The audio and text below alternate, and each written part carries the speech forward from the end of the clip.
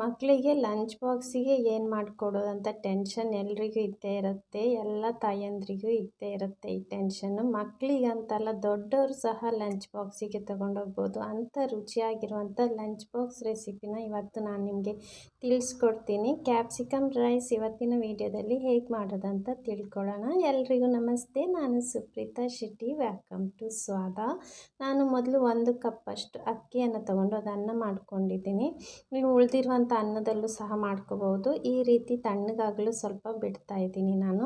ನಂತರ ಒಂದು ಬಾಣಲೆ ಇಟ್ಕೊಂಡಿದ್ದೀನಿ. ಅದಕ್ಕೆ 2 ಟೇಬಲ್ ಸ್ಪೂನಷ್ಟು ಎಣ್ಣೆಯನ್ನು ಹಾಕ್ಕೊಂಡಿದ್ದೀನಿ. ಮೀಡಿಯಮ್ ಫ್ಲೇಮಲ್ಲಿ ಇಟ್ಕೊಂಡು 1 ಟೀ ಸ್ಪೂನಷ್ಟು ಸಾಸಿವೆ, 1 ಟೀ ಸ್ಪೂನಷ್ಟು ಜೀರಿಗೆ, 1-2 ತುಂಡಷ್ಟು ಕೆಂಪು ಮೆಣಸು ಹಾಕ್ಕೊಂಡಿದ್ದೀನಿ. ನಂತರ ಸ್ವಲ್ಪ ಕರಿಬೇವನ್ನು ಹಾಕ್ಕೊಂಡು ಸ್ವಲ್ಪ ಗರಿ ಗರಿ ಆಗೋ ತನಕ ಅದನ್ನು ಹುರ್ಕೋಬೇಕು. ಸಾಸಿವೆ ಸ್ವಲ್ಪ ಚಿಟಪಟ ಅನ್ನೋ ತನಕ ಹುರ್ಕೊಳ್ಳಿ, ಸಣ್ಣ ಉರಿಯಲ್ಲಿ ಇಟ್ಕೊಳ್ಳಿ. ನಂತರ ನಾನು 1 ಈರುಳ್ಳಿನ ಸಣ್ಣದಾಗಿ ಹೆಚ್ಚಿಬಿಟ್ಟು ಹಾಕ್ಕೊಂಡಿದ್ದೀನಿ. ಇವಾಗ ಉರಿಯನ್ನು ಒಂದು ಮೀಡಿಯಮ್ ಫ್ಲೇಮಲ್ಲಿ ಇಟ್ಕೊಂಡು 1-2 ನಿಮಿಷ ಅದನ್ನು ಹುರ್ಕೋಬೇಕು.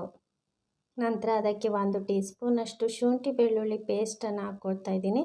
ಇದು ಸಹ ಸ್ವಲ್ಪ ಹಸಿ ವಾಸನೆ ಹೋಗೋ ತನಕ 1-2 ನಿಮಿಷ ಅದನ್ನು ಹುರ್ಕೋಬೇಕು. ನೋಡಿ, ಇವಾಗ ಚೆನ್ನಾಗಿ ಹುರ್ಕೊಂಡಿದ್ದೀನಿ. ಇದಕ್ಕೆ ನಾನು ಉದ್ದಕ್ಕೆ ಕ್ಯಾಪ್ಸಿಕಮನ್ನು ಹೆಚ್ಕೊಂಡಿದ್ದೀನಿ. 2 ಕ್ಯಾಪ್ಸಿಕಮ್ಸ್ ಚಿಕ್ಕ ಸೈಜಿದ್ದು 1 ಕಪ್ ಆಗೋಷ್ಟಿದೆ. ನಂತರ 2 ಹಸಿಮೆಣಸನ್ನು ಉದ್ದಕ್ಕೆ ಸೀಳ್ಬಿಟ್ಟು ಅದನ್ನು ಹಾಕ್ಕೊಂಡಿದ್ದೀನಿ. 1-2 ನಿಮಿಷ ಇದನ್ನು ಮೀಡಿಯಮ್ ಫ್ಲೇಮಲ್ಲಿ ಚೆನ್ನಾಗಿ ಹುರ್ಕೋಬೇಕು. ಈ ರೀತಿ ಹುರಿಯೋದ್ರಿಂದ ಕ್ಯಾಪ್ಸಿಕಮ್ ಒಂಥರ ಕ್ರಿಸ್ಪಿಯಾಗಿ ಚೆನ್ನಾಗಿ ಟೇಸ್ಟ್ ಇರ್ತದೆ. ನಂತರ 1 ಟೊಮೆಟೊನ ಸಣ್ಣದಾಗಿ ಹೆಚ್ಚಿಬಿಟ್ಟು ಹಾಕ್ಕೊಂಡಿದ್ದೀನಿ. ಇದು ಸಹ ಟೊಮೆಟೊ ಸಾಫ್ಟ್ ಆಗೋ ತನಕ ಚೆನ್ನಾಗಿ ಮಿಕ್ಸ್ ಮಾಡ್ಕೊಳ್ಳಿ. ಅದಕ್ಕೆ ಇವಾಗಲೇ ನಾನು ಮಸಾಲೆ ಉಪ್ಪು ಎಲ್ಲ ಹಾಕ್ಕೊಳ್ತಾ ಇದ್ದೀನಿ. 1 ಟೀ ಸ್ಪೂನಷ್ಟು ಉಪ್ಪನ್ನು ಹಾಕ್ಕೊಂಡೆ. ನಂತರ 1 ಟೀ ಸ್ಪೂನಷ್ಟು ಕೆಂಪು ಮೆಣಸಿನ ಪುಡಿಯನ್ನು ಹಾಕ್ಕೊಂಡಿದ್ದೀನಿ. 1/4 ಟೀ ಸ್ಪೂನಷ್ಟು ಅರಿಶಿನ ಪುಡಿನ ಹಾಕ್ಕೊಂಡಿದ್ದೀನಿ. ನಂತರ 1 ಟೀ ಸ್ಪೂನಷ್ಟು ಗರಂ ಮಸಾಲೆ ಪೌಡರನ್ನು ಹಾಕ್ಕೊಂಡಿದ್ದೀನಿ. ಇದನ್ನು ಚೆನ್ನಾಗಿ ಮಿಕ್ಸ್ ಮಾಡ್ಕೋಬೇಕು. ಟೊಮೆಟೊ ಜೊತೆನೇ ಈ ರೀತಿ ಮಸಾಲೆ ಮಿಕ್ಸ್ ಮಾಡ್ಕೊಳ್ಳೋದ್ರಿಂದ ಟೊಮೆಟೊ ಬೇಗ ಸಾಫ್ಟ್ ಆಗುತ್ತೆ. ನೋಡಿ, ಚೆನ್ನಾಗಿ ಮಿಕ್ಸ್ ಮಾಡ್ಕೊಂಡಿದ್ದೀನಿ. ಟೊಮೆಟೊ ಸಹ ಚೆನ್ನಾಗಿ ಸಾಫ್ಟ್ ಆಗ್ತಾ ಇದೆ. ನಂತರ ನಾನಿಲ್ಲಿ 2 ಟೇಬಲ್ ಸ್ಪೂನಷ್ಟು ನೀರು ಹಾಕ್ಕೊಳ್ತಾ ಇದ್ದೀನಿ. ಜಾಸ್ತಿ ನೀರು ಹಾಕ್ಕೊಳ್ಬೇಡಿ. 2 ಟೇಬಲ್ ಸ್ಪೂನಷ್ಟು ನೀರು ಹಾಕ್ಕೊಳ್ತಾ ಇದ್ದೀನಿ.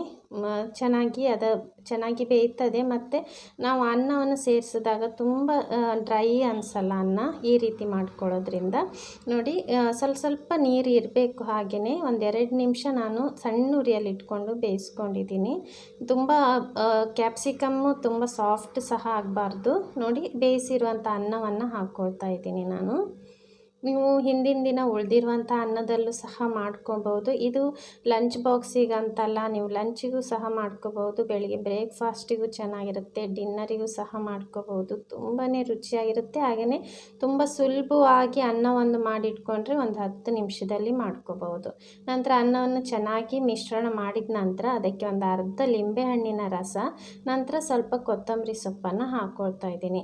ನಾನು ಉಪ್ಪು ಮೊದಲೇ ಹಾಕಿರೋದ್ರಿಂದ ನಿಮಗೆ ಬೇಕನ್ಸಿದ್ರೆ ನೋಡಿಕೊಂಡು ಇನ್ನೊಮ್ಮೆ ಹಾಕ್ಕೋಬಹುದು. ನಾನು ಹಾಕ್ಕೊಂಡಿಲ್ಲ, ಒಂದೇ ಸಲ ಹಾಕ್ಕೊಂಡಿದ್ದೀನಿ. ನಂತರ ಚೆನ್ನಾಗಿ ಮಿಕ್ಸ್ ಮಾಡ್ಕೊಳ್ಳಿ. ನೋಡಿ, ರುಚಿಯಾಗಿರುವಂಥ ಕ್ಯಾಪ್ಸಿಕಮ್ ರೈಸ್ ಎಷ್ಟು ಕ್ವಿಕ್ಕಾಗಿ ರೆಡಿ ಮಾಡ್ಕೋಬಹುದು. ನೀವು ಸಹ ಟ್ರೈ ಮಾಡಿ ನೋಡಿ. ನನ್ನ ಈ ರೆಸಿಪಿ ನಿಮ್ಗೆ ಇಷ್ಟ ಆದರೆ ಪ್ಲೀಸ್ ಲೈಕ್ ಮಾಡಿ, ಶೇರ್ ಮಾಡಿ, ನನ್ನ ಯೂಟ್ಯೂಬ್ ಚಾನಲ್ನ ಸಬ್ಸ್ಕ್ರೈಬ್ ಮಾಡಿ, ನನ್ನ ಫೇಸ್ಬುಕ್ ಪೇಜನ್ನು ಫಾಲೋ ಮಾಡಿ. Thank you so much for watching.